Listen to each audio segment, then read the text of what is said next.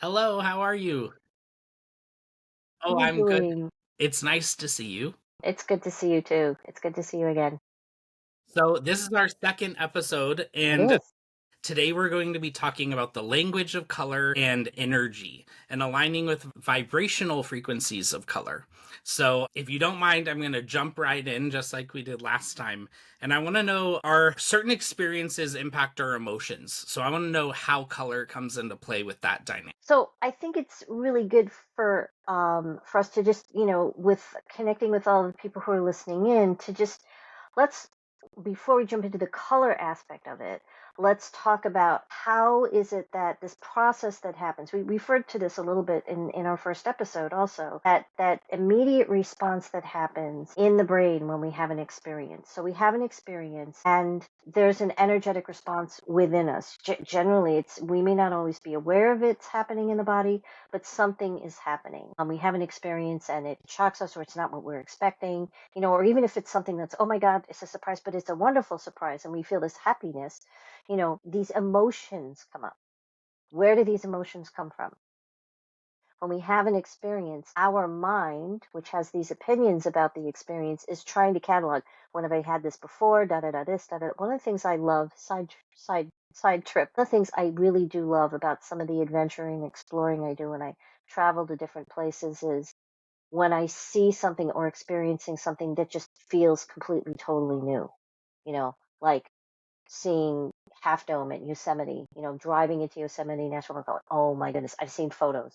There was nothing like the experience of actually being there and going, wow, this is like in 3D, this is incredible. So sometimes we have a new experience, and those are amazing because our brain doesn't have any pre-programming for that. This is totally new. But maybe we have a response to a totally new experience. Oh wait, what if I can't, what if I get lost in this big park or, whatever. So what happens is the brain kicks in and we start to have these thoughts, right? And the thoughts are very much connected. We said that the mind has an opinion, tends to be connected to the past. So we tend to sort of go with that.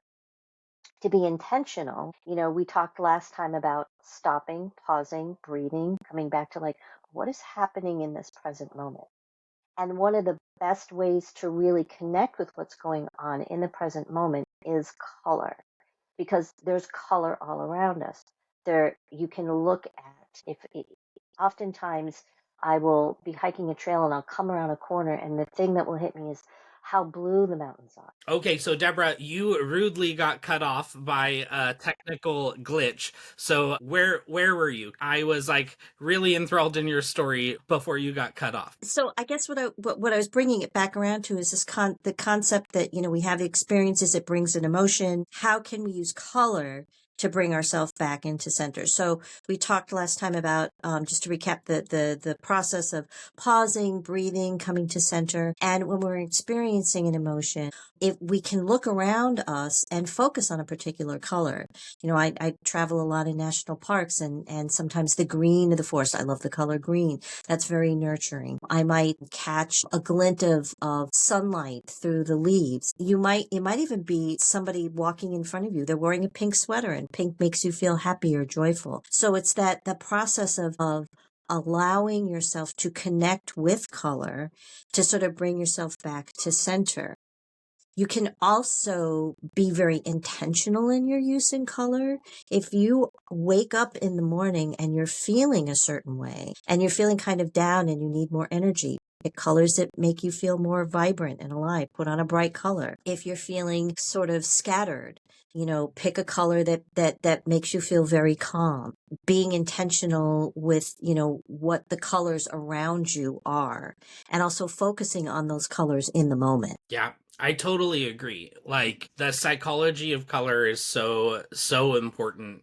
Like yellow, for example, often makes people feel like so happy and joyful. It's the color of sunshine. And then people, even in pop culture, people refer to beige as like dull or boring. So that psychology plays such an important role in And even in our everyday lives, like advertisers will use colors to impact sales and influence us. Like, for example, companies will use red as like a method of establishing a sense of urgency, or blue to establish trust. So even when we're not really thinking about it, those colors are playing a role in our lives. And we have so many different systems and cultural kind of rules about color, like for example the chakra system, or how white, whether you're in the west, you white symbolizes purity and brides are expected to wear white, where in eastern traditions maybe it means something about mourning. So it's so interesting to kind of dig deep into that and see how it's influencing us. Do you have a personal experience about how color has really influenced your energy? Well, it's interesting you mentioned in the East. When I was around 10, we moved from New York City, where I'd grown up, back to Asia. My dad took a job with an international company, and at that point, I really connected more with a lot of the Asian cultural examples of, experiences. And that's where I first encountered feng shui, the concept of working. Now, that works a lot with elements, the various elements, but it also is very, very focused on color as well. Red is a color of energy and prosperity and good luck. As you said, white is a color of mourning. Black, which in Western culture sometimes has kind of a sense of darkness, in the Asian culture, the black is the mystery, and that's sort of the void, the womb, the creative space from which we come. So we would use black as a way of clearing energy out of a space. If we wanted to make sure that we were not absorbing too much energy from other people, that they might use black as the concept of a protective barrier. The other great gift for us is, you and I met through various courses, but it was really in the Angels and Auras course that we took with Radley Valentine and Dougal Fraser, where Dougal works with color in a very different way. Very different from the chakra system. He gets a little pushback from this. But, I, being in the East, I studied yoga. I learned about the chakra system. That was very significant for me. And I still do tend to connect those colors to those energy centers in my body, but also understanding and learning about other people's color, ways of working with color, and how they see, for example, with Radley, connecting those certain colors with certain angels. And also embracing the idea that colors have personal meaning. So I'm wearing pink, which is connected to the Archangel Jophiel, and I do associate pink a lot with joy. But as a girl, when I was a kid, I really didn't like pink very much because all the other girls were really into Barbies, and I was not into Barbie. So I was not into the whole Barbie pink thing. But over time, I came to really embrace pink, largely when we first visited Japan. My first experience of cherry blossom seasons, they're a very pale sort of pink, a pinkish white, but the experience of in cherry blossom season, seeing all of these cherry blossoms just as they gently sort of start to cascade down from the trees and the wind blows and everything is just awash in the color and the scent. That is when I first connected with that energy of pink as joy. It's having these experiences, these personal experiences, and connecting those experiences with certain emotions that may be a little bit different from how other people interpret it, but how you experience a color is definitely a very personal thing. And I think giving ourselves permission to let those experiences be ours allows us to also start to take ownership of how we can, in not so much in control of. I think this is a sort of side thing, but we don't really control our emotions. Our emotions come up spontaneously, oftentimes for good reason. But so it's not a matter of controlling them. We tend to try to repress them, or I'm not supposed to be afraid, or I'm not supposed to, doubt myself, or I'm waking up. Why am I sad? I shouldn't be sad.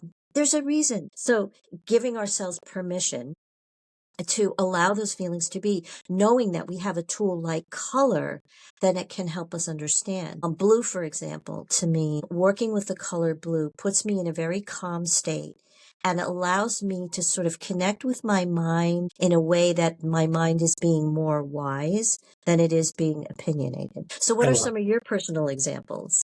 Well, so the one that comes to mind, especially fresh off of you mentioning the color blue, is I had like a war of words with a war of words with a coworker the other day, and I was just like, I kind of snapped, and it was very out of character. And then I was just sitting there overnight and tossing and turning and stewing because I was like, oh my gosh, like I shouldn't have lost control of my emotions. I should have been a little more tactful. So the next morning, I very intentionally picked a light blue shirt because I was like, okay, I need to go address this person. Like, we're both being hot headed. We're both like in this contentious kind of debate over how to proceed at work. And I was like, blue or light blue for me is the color of Archangel Raguel, who's the angel of justice and balance and fairness. And I was like, not only is this going to make me or remind me to approach this difficult conversation with more empathy and understanding, but subconsciously I think it's going to have that same impact on my coworker. And purpose of this difficult conversation is to come to a compromise and to an understanding and to find some balance in our contradictory opinions. And so I intentionally wore blue when I was walking into that office. I was visualizing the light blue color surrounding us, and it ended up being such a peaceful and pleasant conversation where we both kind of left our egos at the door, listened to each other, and came to a mutual understanding. So I think that's my most recent example of kind of incorporating color into my everyday life and using it not just to influence my own energy, but then to have a positive impact on others as well. Do you have any advice for people that want to start being more intentional with their use of color? Well, I would certainly tell them to go to johnmothershead.com and Thank you. Thank you sign for up the for plug. the Angel Party community, because there, I cannot, honestly, my friend, I cannot think of a better community to be in and a better mentor to help people understand their connection to color. Really, honestly, I think that finding a community that helps you embrace a lot of these practices, and I think we'll be talking about that, in future episodes too. But, it's just really, it comes back down to what we talked about in episode 1. Faith in your intuition. If you feel drawn to a certain color, I want to wear that pink sweater, but I feel like I should put on blue, and you just go with it, and just being aware of the colors that are around you. Maybe there are things if you're waking up feeling sad every morning, maybe you need to sort of brighten up that space a little bit, So I think that it's just allowing ourselves to be aware and to keep it simple. Not to overcomplicate it. There are so many systems. Which system is the right system? If this person says this color is connected to this, but that doesn't connect to the chakras, what resonates for you? Again, trusting in what feels right to you. Yeah, I think that's the way to go. Yeah, I agree. And from like picking our favorite like clothing to decorating our house or choosing a candle when we're in the shop, like I don't think we have to overthink it at all. So that's really really beautiful advice. Yes, yes. As a member of Overthinkers Anonymous, I heartily endorse that statement. Pick a color that helps you focus and not overthink things. Yeah, I agree. And right now we're in such contentious like political times, and I feel like everyone is feeling that energy and that conflict and that weight regardless of their political ideology. So the colors that personally I would recommend people work with now are white for peace. Like white is the color of the guardian angels, so just surrounding yourself in that peaceful and spiritual protection is so important. Gold is a color of resilience and success and confidence, so that is a color that can really change people's energy and make them feel better when they're feeling moments of defeat. Green is so important. Green is my color for healing and humor. It's associated with Archangel Raphael. So reminding yourself that laughter is healing, and that we really need to take care of ourselves. And finally, I would say blue is so important. Like that dark blue of Archangel Michael is that it can offer protection and shield us from some of the dangers that we perceive outside of us. Do you have any closing words when it comes to color and energy? I think I just go back to that the concept I was talking before about make it your own, make it personal, and go out and buy yourself a box of Crayola crayons. Doesn't have to be the big, when seniors, my students, and I worked in education in our local high school before I retired. And when I was invited to various students' graduation parties, or if it was a particular student that, I had worked with in their little end of the year gift, I would always include a box of Crayola crayons. So go out and get yourself a box of crayons and just doodle and color and dive into the experience of color just for the pure joy of it. I love that. Thank you so much. Our next episode is going to be about shadow and light and overcoming fear in a chaotic world. So I can't wait to see you again. See you.